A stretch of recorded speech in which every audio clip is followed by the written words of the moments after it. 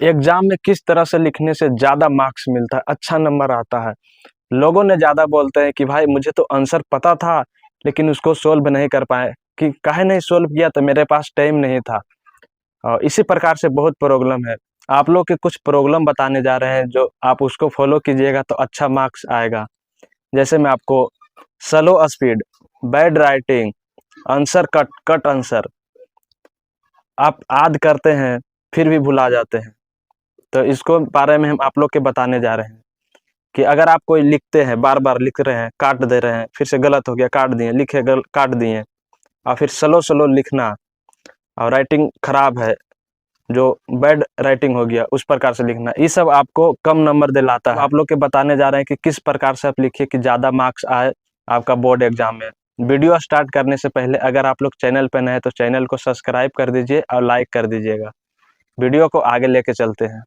Exam hall में आप लोग बैठ जाने के बाद कोई कोई के बहुत टेंशन रहता है कि कौन सा क्वेश्चन आएगा, कौन सा सेट आएगा, ABCD। अरे भाई कोई भी सेट आए, हड़बड़ाना नहीं आप लोग के। ध्यान से आप लोग क्वेश्चन को रिसीव कीजिएगा। जैसा कि आप देख रहे हैं क्वेश्चन आपको ABC कोई भी क्वेश्चन मिले, उसमें हड़बड़ाना है। बस आपको ध्यान में ये रखना है कि पहला नंबर में हम क्वेश्चन के अच्छा से बेहतरीन से पढ़ें, और सेक्शन A करके उसका जो नीचे जो ब्लैक से हल्का गाढ़ा करके लिखा रहता है कि कितना क्वेश्चन इसमें है और कितना क्वेश्चन के आंसर देना है। पूछ रहा है 50 क्वेश्चन और उसमें आंसर देना केवल 25 के, लेकिन आप लोग क्या करते हैं, 50 में 50 दे देते हैं कि नहीं भाई इतना तो क्वेश्चन पूछा है तो इतना ही कि नहीं देना आंसर। ऐसा कुछ भी नहीं है। पहले आप डार्क कलर से जो ज़्यादा डार्क में लिखा है उसको एक बार पढ़िए, फिर देखिए क्वेश्चन के पढ़ लीजिए। कौन कौन आपको क्वेश्चन आ रहा है उसको हल्का हल्का टिक लगा ले चल जाइए। और सबसे पहले आप कॉपी लेते हैं तो इसका जो सेक्शन A रहता है, यानी A में आता है जो शॉर्ट यानी ऑब्जेक्टिव क्वेश्चन। तो आपको ऑब्जेक्टिव क्वेश्चन के सबसे पहले आंसर करना है। उसका टाइमिंग रहता है कि आधा घंटा के अंदर अगर आप लोग ऑब्जेक्टिव क्वेश्चन सॉल्व कर लेते हैं तब आपका सब्जेक्टिव क्वेश्चन अच्छा से बना लीजिएगा। अगर इसे ज़्यादा टाइम लगाइएगा तो आपका जो सब्जेक्टिव क्वेश्चन है उसमें छूटने का ज़्यादा चांस रहता है। तो पहला नंबर में आप लोग ऑब्जेक्टिव क्वेश्चन सॉल्व कर लीजिए आधा घंटा के अंदर। फिर आप लॉन्ग क्वेश्चन की ओर चलिए। लॉन्ग क्वेश्चन में ज़्यादा करके लोग क्या करते हैं कि 2 नंबर का जो क्वेश्चन है उसको बनाने का प्रयास करते हैं सबसे पहले, लेकिन आप लोग ऐसा भी बिल्कुल भी मत कीजिएगा। सबसे पहला नंबर आप लोग जो पीछे से देखिएगा 5 नंबर या 10 नंबर के क्वेश्चन है, उसको आराम से आप मोटा कलर में लिख के और वहाँ से आप सॉल्व कीजिएगा। लेकिन पहला स्किल आप लोग ये बताते हैं कि किस प्रकार से कॉपी लिखा जाता है। तो आप लोग देखिए कि आप लोग के 2 कॉपी हम दिखाने जा रहे हैं जो आसमान और ज़मीन के अंतर जैसा है। दोनों का राइटिंग का देखिए कितना फ़र्क है, लिखने का स्टाइल क्या है। एक क्वेश्चन जो आप ये देख रहे हैं कि किस प्रकार से लिखा हुआ कितना बेहतरीन है, और नंबर डाल के फर्स्ट क्लास से नंबर डाल के लिखा जा रहा है। लोग ये भी पूछते हैं कि भाई हम कौन सा पेन यूज करें, तो आप एग्जाम में ब्लू पेन का यूज कीजिए, जैसा कि आप जो देख रहे हैं लिंक ग्लेशियर। लेकिन ज़्यादा बेटर हो आपका कौन सा चॉइस अच्छा है, कौन सा पेन के, वही पेन आप यूज कीजिए। अब बारीकी से आप उसको क्वेश्चन को आंसर वहाँ पे लिख दीजिए कि ABCD एकदम परफेक्टली आदमी को पता चलना चाहिए एग्जामिनर को यही क्वेश्चन का आंसर यहाँ पर लिखा हुआ है। आराम से लिखिए, फर्स्ट क्लास से लिखिए। दोस्त अगर आप लोग के कॉपी मिलता है आपके पास तो आपको मेन पॉइंट क्या ध्यान देना है, जो देखिए ये आपको मान लीजिए कॉपी मिल गया है। ये कॉपी अगर आपको मिला है तो इसमें पहला नंबर में आप अपना नाम भरिए, और भी जो रोल नंबर है, क्वेश्चन कौन सा आपका मिला है ABC उसको आप परफेक्टली भरिए, और भी जो कॉपी का जो क्वेश्चन का जो नंबर है उसको आप बारीकी से अच्छा से देख के भरिए कि ताकि कोई दिक्कत ना हो कॉपी चेक करने में। बहुत लोग के देखते हैं कि रिजल्ट पेंडिंग में चल जाता है, तो पेंडिंग में जाने का कारण क्या है कि वो अच्छा से बेहतरीन से भरता नहीं है कॉपी, इसीलिए फर्स्ट गलती वो कर देता है कि अपना नाम और रोल नंबर से भरने में।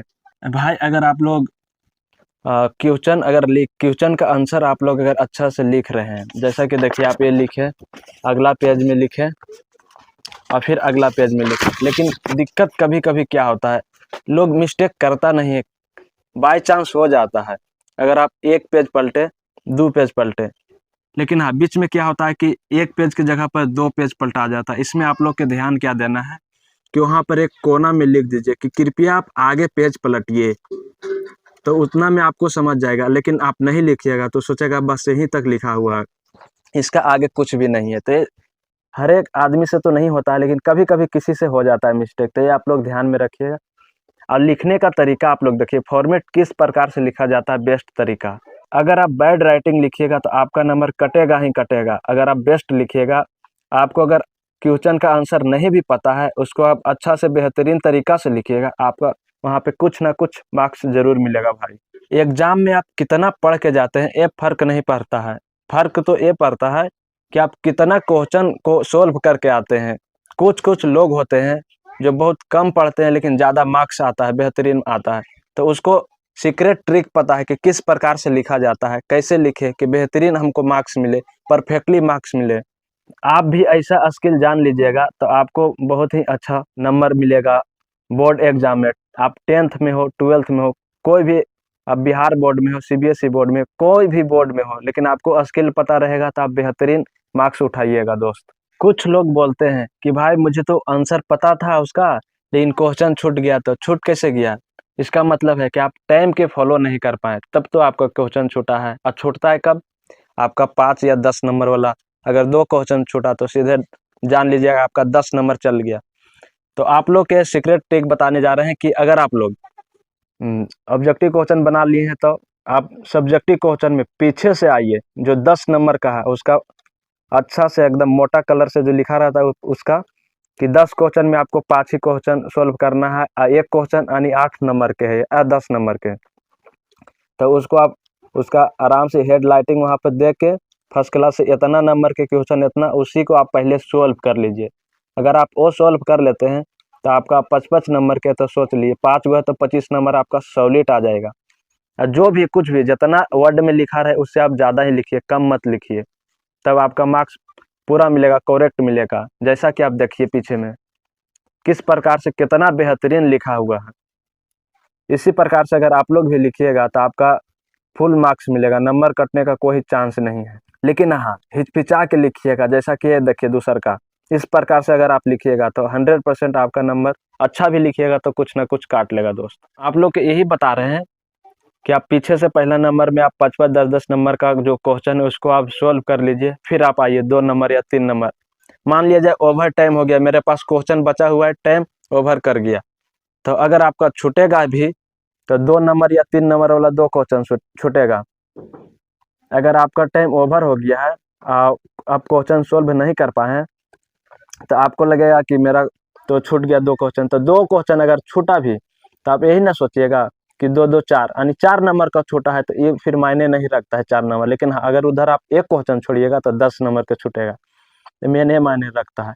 कुछ लोग एक कमेंट कर रहे हैं कि अगर हम पीछे से लिखेंगे, अगर उल्टी साइड से, तो बोलेगा कि नहीं गलत तरीका से लिखा है, अच्छा से फॉलो नहीं किया है। तो ऐसा भी बिल्कुल भी गलत बात है कि कट जाएगा आपका मार्क्स, तो ये बिल्कुल भी गलत बात है। आप लिखिए, परफेक्टली लिखिए, नंबर दे के आपका मार्क्स मिलेगा पूरा। इसी प्रकार से आप लोग फॉलो कीजिए, आप लोग के भी 100 में 90 मार्क्स आएगा। और वीडियो अंत करने से पहले आप लोग के बोलते हैं कि बहुत सा कमेंट आ रहा था मेरा पहला का वीडियो पे, एग्जाम हॉल में चिट्टा किस प्रकार से निकाले, तो अगला वीडियो ही आएगा दोस्त। Thanks, love you.